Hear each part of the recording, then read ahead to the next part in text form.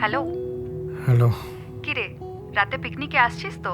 হ্যাঁ, পিকনিক?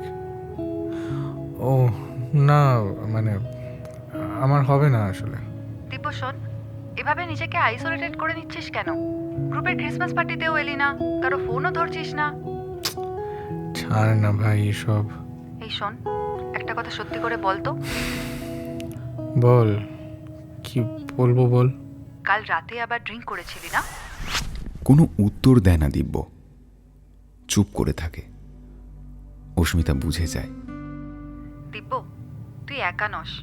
যাদের কলেজে এসে প্রেম হয়, তারপর ফাইনাল ইয়ারে উঠতে উঠতে কেটে যায়। বিজয়া সম্মেলনীতে কলেজের পুরনো স্টুডেন্টদের ইনভাইট করেছিল, সেখানেও আসিসনি তুই। অস্মিতা, দেখ আমি তোকে আগেও বলেছি, আমি আবারও বলছি, আমার আমার আর এসব পাবলিক গ্যাদারিং ভালো লাগে না রে।